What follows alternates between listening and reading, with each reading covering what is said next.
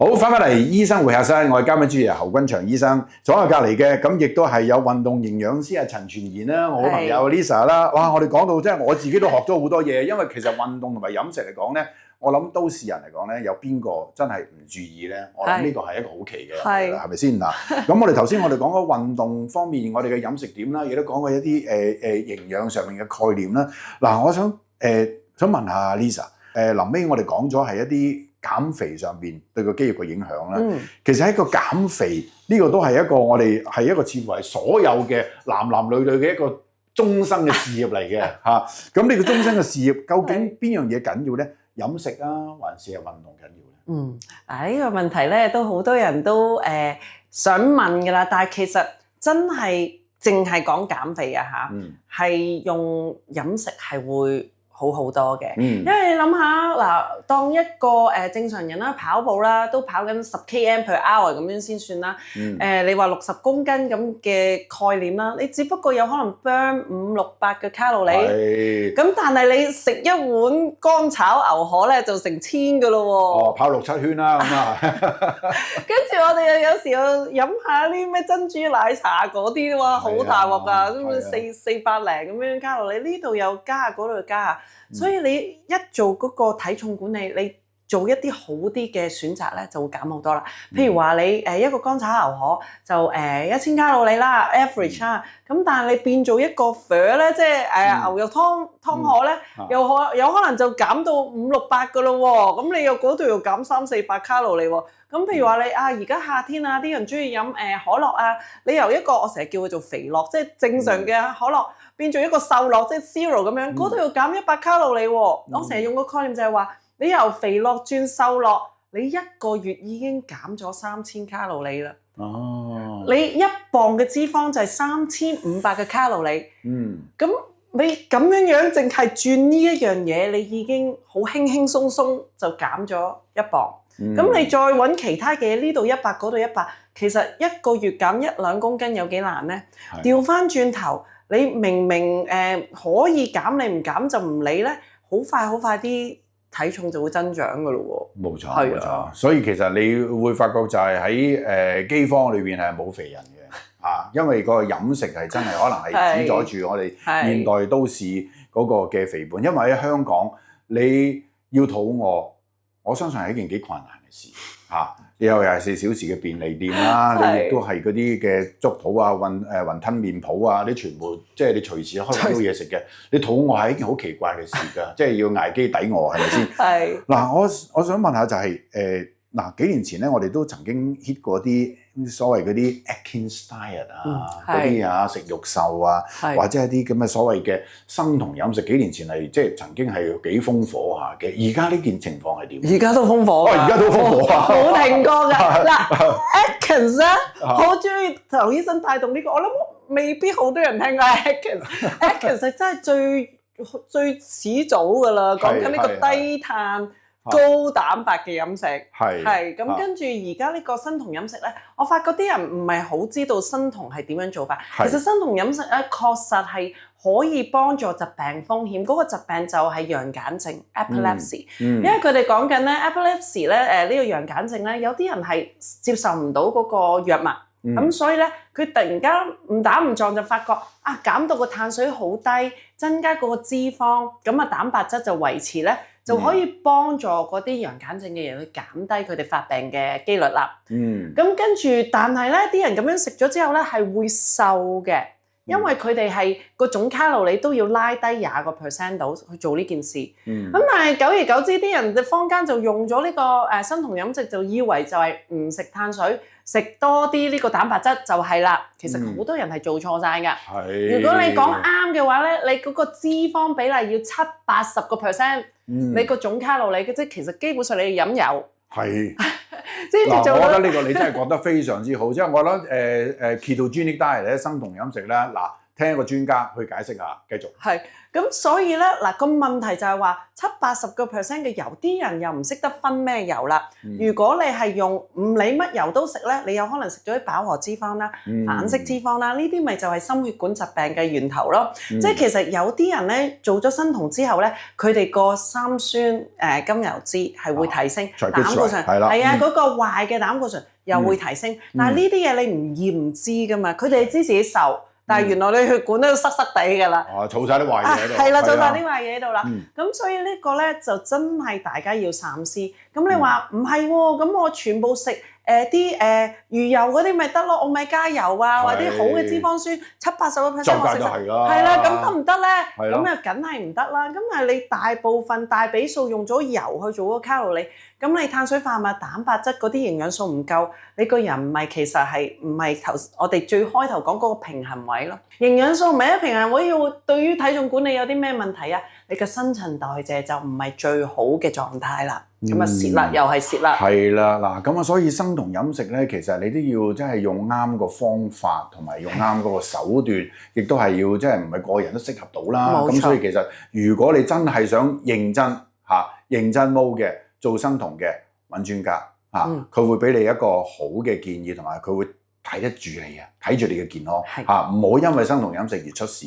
因為其實生酮飲食其實咧，如果你亂咁做嘅話咧，係真係會出事健康係有個危險嘅。嗱，另一個咧營養，阿 Lisa，我成日都聽好多人就話個先生有癌症，唔準食碳水，唔準食糖個原因就話啲糖咧會先餵咗啲癌細胞先，令到個癌細胞咧會復發啊，會發得再緊要啲啊。咁有冇啲咁嘅道理咧？其實呢個咧都係一個好好嘅一個 topic 啊。嗱，講緊咧，其實有研究真係指出嘅咧。glucose 真係嗰個糖咧，係嗰啲癌細胞係要呢啲嚟做維生嘅，即係佢哋生存嘅，佢哋都要食噶嘛。我正常細胞都要噶啦。係啊，正常冇錯啦，佢都係一個細胞，佢都要食呢啲糖噶嘛。咁你擺啲糖落去，咁佢咪有嘢食咯，有嘢食佢咪唔會死咯。咁呢個確實係一個説法，但係講緊癌症嘅人士咧，就要睇翻佢係邊隻癌症啦。有啲人咧就係譬如話有啲要打荷爾蒙針嗰啲，佢哋要體重管理嘅問題，你減到佢低碳水咧，係確實係幫助佢體重管理啦，亦都真係冇咁多糖俾嗰個細胞去食嘅。咁即係基本上你全部嘢都係饑荒咁樣嘅情況底下去做，都還可以。但係如果嗰個人已經比較弱咧，我哋就唔會建議你又 cut 呢樣又製造恐慌。因為好多時咧癌症，我哋最緊要嗰個身體都健康。因為你真係要 go through 好多唔同嘅 treatment 係打仗式，你自己又驚唔食呢樣唔食嗰樣，你冇咁嘅營養素去點打咧嗰個仗？咁所以呢個就真係好難去攞個平衡位，真係要因人而異，同埋睇嗰個人胃口好唔好。如果佢真係胃口唔好，佢淨係想食啲甜嘢，唔通你真係為咗癌細胞就唔俾佢食咩？咪就係咯。咁所以呢個又係好難嘅，係好難嘅一件事嚟嘅呢個。所以我覺得其實即使係有癌症嘅病情喺度，即係接受治療緊，或者係或者係準備做手術都好咧，你個身體嗰個嘅狀態咧，係嗰個係更加緊要。所以個均衡嘅飲食啊、營養啊嗰方面咧，係幫助你嘅身體咧，係可以接受咗化療啊、標靶啊、手術啊、電療啊，一大堆嘅嗰啲治療嘅對身體嘅傷害。咁至於話真係嗰個嘅減咗嗰個碳水去餓死嗰個癌細胞嚟講咧，其實嗰個嘅影響咧係極度有限嘅，可唔可以咁講咧？可以啊，即係講到尾都係嗰句，你餓癌細胞之餘，你都餓緊自己嘅。冇錯咧，你製造咗個風暴出嚟，自己要承擔，係咪先嚇？咁嗱，我就想講阿 Lisa， 嗱，我哋之前嗰幾 part 咧，你係講過嗰個食物金字塔，係啦，咁但係今年咧。似乎咧就唔同咗玩法喎，今日的我咧就打到昨天的我，唔知明天的我咧會唔會打到今天的我？冇錯。咁咧個金字塔好似調轉咗啊！不如你講下最新個食物指引係點樣嚟啦？我一見到呢個係美國啫，係美國調轉咗啫。咁哇！我一睇到我都即係都咦？我諗大家都有啲人鼓舞，有啲人覺得點解會咁樣咧？其實你真係細讀佢哋背後嘅原因咧，佢哋係冇乜點樣改，都係需要食翻碳水嘅。只不過咧，佢哋係講緊我哋而家咧就唔好食咁多啲精製過嘅碳水化合物。係啱嘅。我哋食翻多啲圓形嘅食物，高纖維嘅碳水化合物就好啲啦。即係譬如話你米飯嗰啲，我哋食嗰啲糙米啊，或者係嗰啲係黑米啊嗰啲就會好啲啦。甚至乎食我哋嗰啲根莖類嘅蔬菜，譬如話薯仔啊、番薯啊嗰啲，其實pumpkin 啊、南瓜啊嗰啲都會係可以抵到我哋碳水化合物。而蛋白質佢哋又講緊點解調轉咗咧？佢哋話要高蛋白，其實我哋而家市面上成日都講，我哋要食多啲蛋白質啊！如果唔係肌肉就流失啦。正確，但係你太多又會變脂肪。所以呢個都係一個即係大家要好小心啦。咁啊，但係即係當然啦，即係個食物指引嗰度我諗都係要聽翻啲專家去將呢個咁嘅所謂嘅importation 咧一個新嘅趨勢，其實都係冇違背到我哋過去我哋對嗰個營養上面嗰個均衡上面嗰個嘅一個好重要嘅理解嗰個概念啦。係啊。咁啊，所以嗱，其實咧我哋亦都係有好多嘅即係好多新嘅理解，係令到我哋方便我哋更加嘅即係對嗰個飲食方面咧可以健康啦。民以食為天，其實我哋即係我哋得閒我同阿 Lisa 約都係話得閒約嚟食飯啦，咁即係食嘢係好緊要嘅。咁但係我想問一個好經典嘅問題，就係話咧嗱，我哋成日都話飯後果，成日都話而家咧，其實你要去到咩雪咩一大杯嗰啲，全部都係所謂嘅果汁嚟嘅，飲果汁飯後果呢啲咁啊，似乎咧又好似有啲新嘅理解喎，係咪啊 Lisa？係，其實果糖呢樣嘢咧，少啲人去講，但係糖咧就好多人講，即係 simple sugar 精製糖啦，嗰啲啦，白砂糖大家都唔落啦，冇錯啦，嗰啲都唔食啦。但係啲人就話飲果汁點解唔健康啊？係咯，不如飲果汁啦，係啊，食砂糖不如飲果汁啦。冇錯，但係一個生果你諗下要幾多個生果先榨到個杯汁咧？其實你飲咗好多果糖，同埋尤其是肝臟有問題嘅人咧，我哋就唔會建議食咁多果糖，因為我哋肝臟咧會幫助代謝我哋嗰個果糖，或者全部糖佢都代謝㗎啦。而佢係咧好容易演變我哋嘅果糖做脂肪，仲要係近住嗰個中間嗰節我哋內臟脂肪。係。咁所以咧內臟脂肪多咧就會產生炎症，炎症咧亦有好多嘅問題衍生啦。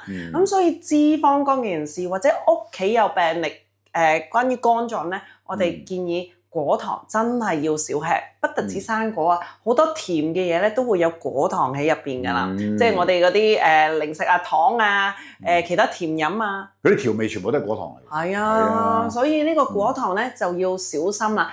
咁你話生果唔係好嘅咩？生果係好嘅，但係都係講緊個份量，我哋要控制啦。係啊，所以飲食要均衡啦。咁尤其係我哋頭先阿 Lisa 講嗰個嘅嗰個嘅肝臟嘅問題啦，尤其我哋喺我哋整個都市嚟講，唔同嘅調查咧，講緊4至6成嘅人咧，成年男士啊、女士啊，都會可能有唔同嘅程度嘅脂肪肝嚟講咧，喺呢方面嘅飲食咧，大家都要注意。尤其係而家我哋啲果汁文化嗰個泛濫啦，咁啊，大家可能又對個飯後果咧有一個理所當然嘅一個諗法嚟講咧，咁呢個要大家要注意嘅。特別係如果我哋想減肥又想增肌嘅話，我哋點樣做咧？聽翻或者睇翻喺之前嗰幾集 Lisa 同我哋嘅分享。好，今日好多謝啊 Lisa 同我哋嘅分享啊。Thank you。